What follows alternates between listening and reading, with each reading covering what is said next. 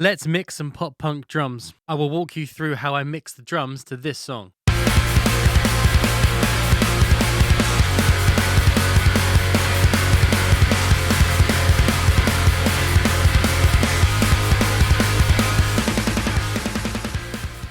So we are continuing with this mixing pop punk series, and if you want these multi-tracks to mix yourself, you can grab them from my Shopify store or via YouTube shopping. They include all the samples that I use to get this drum sound that I'm about to walk you through now. So first thing to talk about is the drum bus, as all of my kicks, snares, toms, cymbals and everything all go back to here, and I do actually mix through it. So the first thing that I've used is this NLS channel from Waves. That stands for non-linear summer, and it is just analog saturation. It has these three settings here: spike, mic and Nevo. This one here gives you a lot more low end and a lot more aggression. I mix through this, but I'll show you it off and on.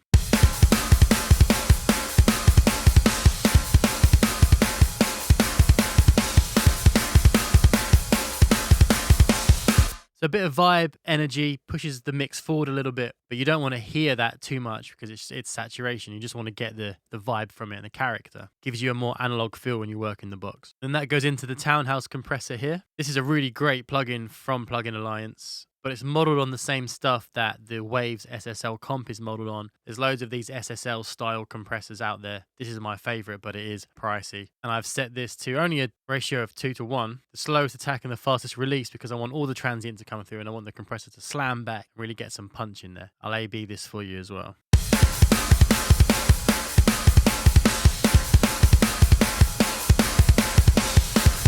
So you can hear the attack of the kick and the snare move forward when this is on. And that's where the extra punch comes from. It's just a little bit of extra punch, but to me, it makes a big difference. So let's go and start with the kicks. We have 4 kick samples doing different things, and these are all bussed to a kick bus here. So with that bypass, let's go through each one. This kick in is from GGD Modern and Massive, and it's not the one that is default. I switch it to this one here by itself. And there's nothing on that because I like how that sounds. We do all the mixing on the kick bus. Now this kick trigger track here is one of my own kick drum samples that I use to try and emulate one of the Dragged Under albums that I really like. And if you do get the multi-tracks, this sample is included as part of the song, but you can always steal that sample if you like, and I won't hold it against you. I won't even know. So let's add that one in. And all we've done here is roll off the low end, because we're going to get low end from the kick out track in a minute. I don't want to mess up the phase by having all the low ends of all these kicks fighting each other. This is how this sounds. So by itself, so you're never intended to hear it by itself. Blend the two together. There we go, and that's the top end of that kick. I like how that gels with the top end of the GGD kick. Then we have the kick out, also from Modern and Massive. It's just the kick out track by itself, so that just gives us some low end, and that's knocked all the way down actually to -20 because this is quite a fast song.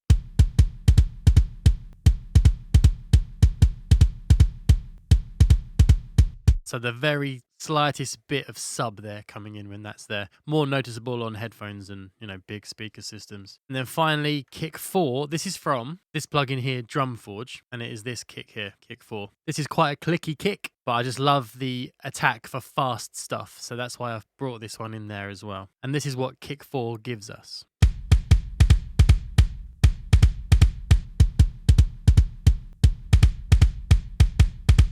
Now, I wouldn't have wanted that until I'd put the guitars in and realised, it was missing something that really cut through. Hence why I put the kick 4 on there. And this in phase from Waves is just pushed back 1.71 milliseconds to make sure that the phase is as correlated as it can be across all the low end of the kick. So kick bus, and we have 1176 compressor. Careful with this if you want the low end of your kick to come through. Where this is a quicker song, that low end can get muddy. So this plugin can sort of eat up that low end. The quick release can kind of suck that up. But for this, it's perfect. So let's hear that in action.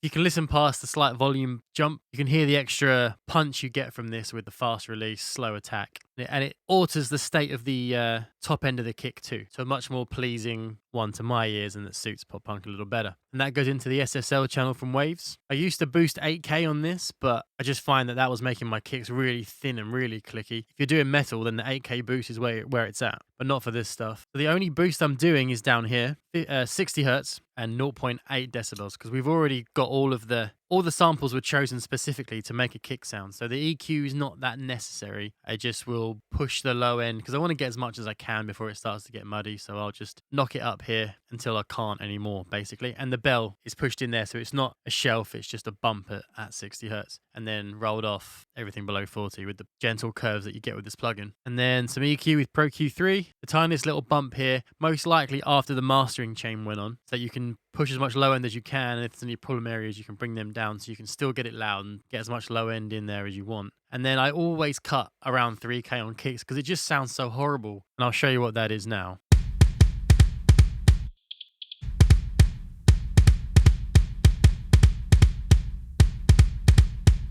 It's like a bird chirping. I hate it. Okay, moving on to snare. Just the 2 snare samples for this one, and they go into a snare bus. And then we have a snare verb also. So this is the snare from the GGD One Kit Wonder Pop Punk, which I recently discovered, and it's the best snare I've heard for this kind of stuff. For fast pop punk, it's just, I love how it sounds. Sometimes you want a deep thud of a snare, sometimes you want such a nice pop. And this is the best pop I've heard from any drum VST. And because of that, I didn't want to layer up too many samples because I didn't want to kill that vibe. I wanted that character to be there throughout the entire mix. And then this sample here is a mixture of 2 snares from Drumforge, and that is snare 11, which according to this plugin is a Ludwig Supraphonic LM400, and the other one is a snare 23, which is also Ludwig Jazz Festival. Those 2 together, I just love how they sound. Again, included in the multi-tracks if you want to pick those up, and that sounds like this. So the 2 of them together. I like the rattle that you get from the 1123. As you can see, it's nowhere near as loud. It's just sort of almost brought in parallel until I liked the overall character. And I wouldn't have mixed this in solo. This would have been with the guitars in. So we do have some processing on the snare bus, but before we get to that, I have affected the GGD Punk snare. First off, this is a great trick. What I do here, drive of 6, which you don't normally get away with it being that high. And then the tone isn't quite all the way because I didn't want that sneezy top end of the snare to come through on the distortion. But this brings the snare out through the guitars so well.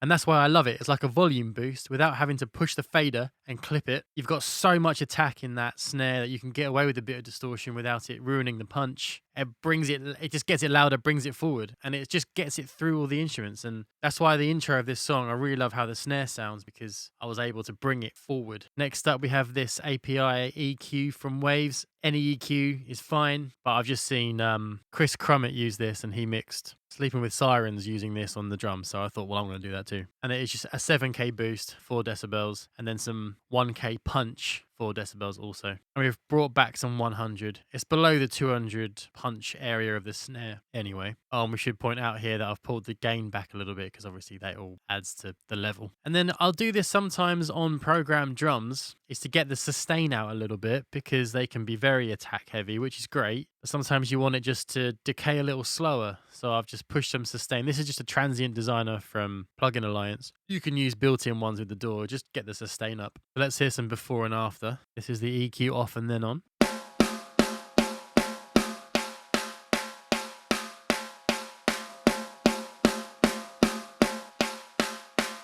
See, we've kept the top end, we've kept the pop that I love, and we've just cleaned up that sort of lower ring that is just going to muddy up other things anyway. And now the sustain push on the transient designer.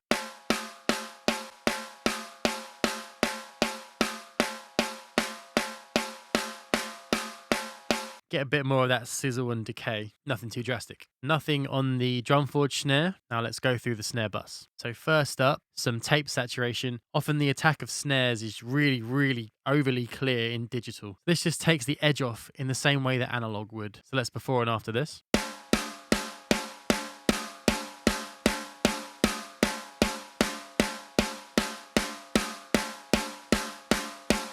Also, you're getting some punch too from that. Some of that more like body punch to balance out the snare a bit. Sounds cool. And I'm sure any tape saturation will do. Then into the 1176 again, like we had in the kick. Kick and snare have the same compression, helps them to sound like they're part of the same kit. And this is again slowest attack, fastest release. Really bring out some energy and punch.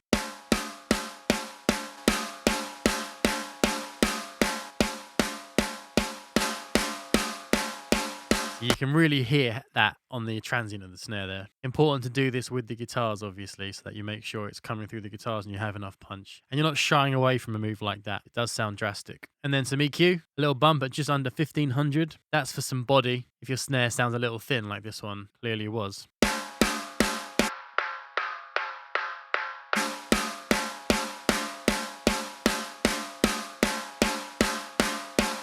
And that brings out the nice part of that ring. So we cleaned up the honky sort of woofy part of that ring with the first EQ on the GGD punk snare track. And now on the bus, bringing out the nice part of that ring, which is part of the character that I like so much. So I was bringing it out, making it more of a selling point. And then into a clipper. This is Drum Forge clip. I'll go between this and JST clip, but this one is a lot less aggressive and you can tilt the EQ to be brighter or warmer. What I've done here. So I've made it brighter.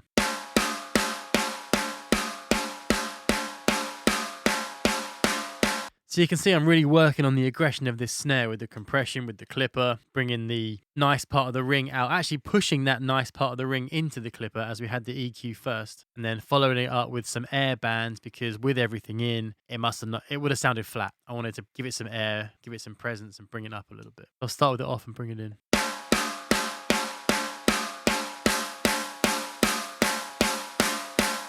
Yeah, you can hear the sizzle come out of that. So don't do that in solo either. That would have been done with the whole mix in. Before I show you these EQs before and after through the whole mix, I'll show you the snare verb, another important part, because without the snare verb,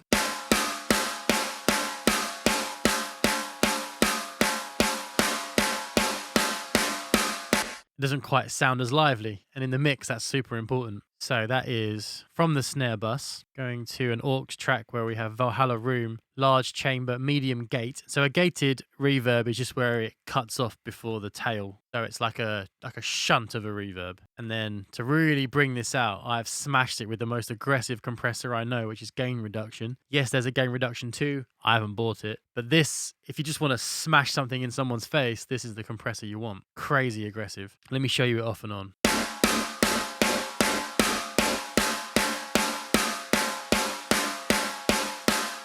And that's how you bring this verb to be as aggressive as the snare itself. And then another EQ, different EQ for the fun of it. And this is just to match the brightness of the verb to the brightness of the snare. Because if you remember, we pushed the air band. So I've pushed just under 8K. It's a shelf. And I've pushed it quite dramatically here, which is why this sounds like such a bright reverb. If we bring the whole mix in and turn the reverb off and bring it in, hopefully you'll hear it.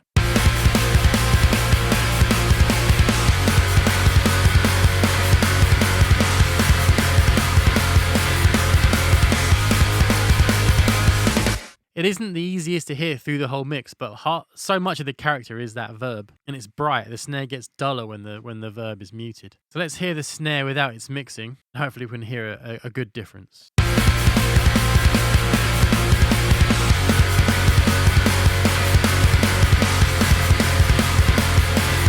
Yeah, I mean, I caught that. And just quickly, if you make music like this and you want me to mix your next release, then head over to my website, terrybeckleyrecording.com. Drop me a message via the contact form and I will get back to you. Toms. I use the toms from the GGD One Kit Wonder Pop Punk as well, because these are great mix-ready toms, and toms are difficult, man. You always have to cut mids, you always have to still get them through the guitars, so I loved how these sounded. You'll notice that there is no panning, but that's because these are stereo files, stereo samples, where majority of this is in the left, a little bit in the right, and then the other tom is already, so they're already panned for you, is what I'm getting at. These are bus to a tom bus, where we have have some EQ, cutting a little bit of the mids because that stops them from sounding flubby, and then pushing the low end because with tom fills, if there's kicks near it, you can't have the tom sounding thinner than the kicks with less low end because it will sound wimpy. And if there's snares around the toms, you can't have them sounding duller than the snare because then they won't sound as present and aggressive with as much energy. So you kind of have to match the top end and the bottom end to the kick and snare, and then pull the mids back, but not too much because then they'll get lost. I hate mixing toms. But yes, that's where I've got little 400 hertz cut in the middle, pushing 170. Didn't want to push as low down as the kick because it's gonna fight with it. So you can get low end out of the toms without it having to be all the way down there in the sub, which is why I bring it up a little bit. Took me a while to learn that actually, because my low end of my toms used to get swallowed. And then not much is happening at 3K, and I'm cutting a lot of 3K in other things because it sounds horrible. So if you got something where it doesn't sound horrible in that frequency range, that's where you should give it its space. And the 1176 again. So the drum shells all have the same compressor on them, and it does help them sound glued. This is in dual mono, by the way, not in stereo. So if the left tom is triggering the compressor harder than the right, both won't get pulled down. It will just be the left and right being compressed separately or independently. And again, fastest release, almost slowest attack there. And then they go into JST clip, which I mentioned earlier. This is aggressive, this clipper, and that's to make sure you can hear the toms through the guitars. So into the cymbals part now. We only have spot mics on the hi-hat and ride. That's how Drumforge works, but that's also how I would mic up a kit anyway. Don't usually have as much on the hi-hat as this. It's usually just cut the low end and you're good, maybe deal with some of the harshness, but there's a lot of hi-hat in this song and it can get overpowering. But you don't want to lose the hi-hat because it drives the verses. So panned a little bit to the left, which sort of sat naturally with the overheads, and we have a roll off of the low end and a little bit of a dip here for the harshness at 5K and just above 2K into a transient designer. We're bringing the attack down because as you heard at the beginning, there's a lot of hi-hat and it really sloshes away.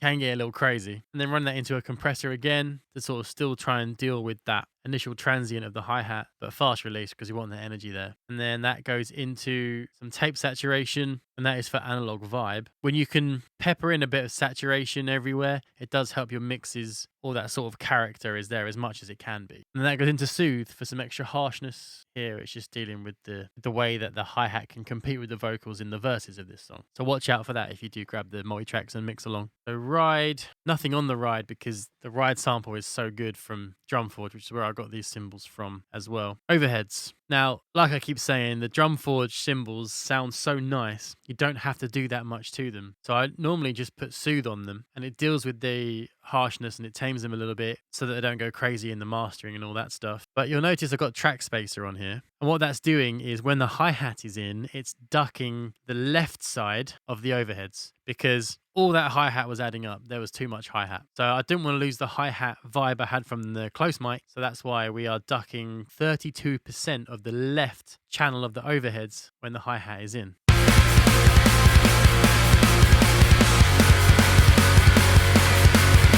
Yeah, so you can see that dipping away while the hi-hat's being played. Now, this is the kick overhead mic, and that is because I initially bounced out all of the samples and then decided, no, actually, I needed more kick in the overheads. So I made my own overhead kick track, and that is literally just in there. No mixing or anything, that's just... And it's super, super quiet. It's just because I wanted a tad more kick in the overheads. And now we have the overhead shells. So whereas this was the overheads of just the cymbals, we've got the overheads of just the shells, which is all bussed down to an overheads bus. Has everything in it, whereas the overhead cymbal track, just cymbals. And you've guessed it, overhead shells.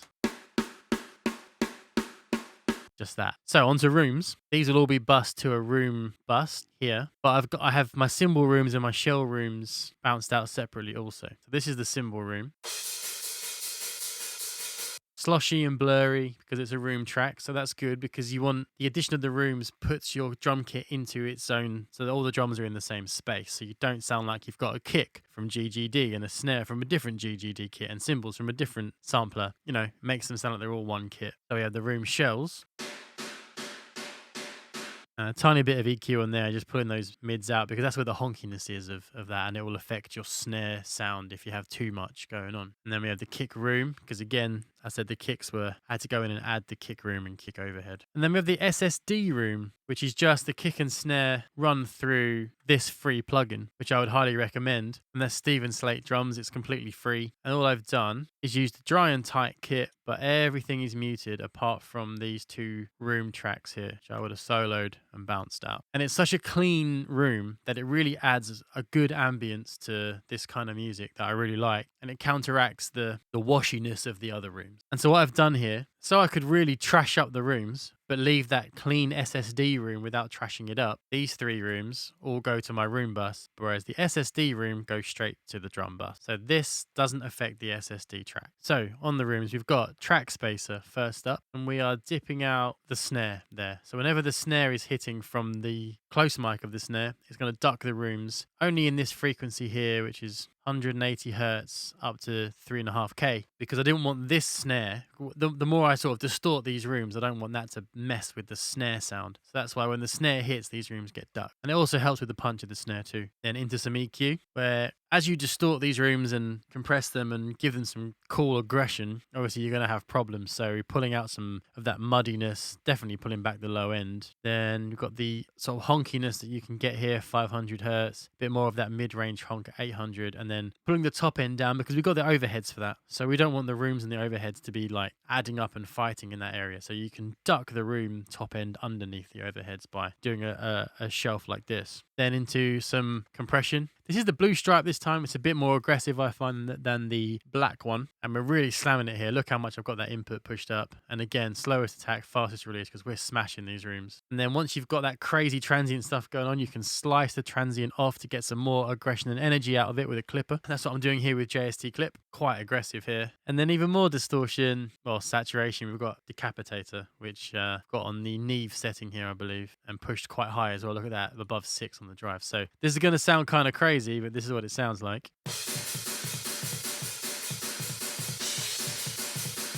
Nasty, aggressive energy, basically. And then obviously you bring that in along with the other drums until it's sitting and gelling the drums together, giving them energy, and it's not overpowering. So that's why we're at minus 16 decibels there. So that will be the drum mix. We'll dive into bass next in video 3. Or you want to see other songs I've mixed the bass to, check out my channel. There's loads of bass mixing videos there too. So thank you very much for watching, and I'll see you at the next one.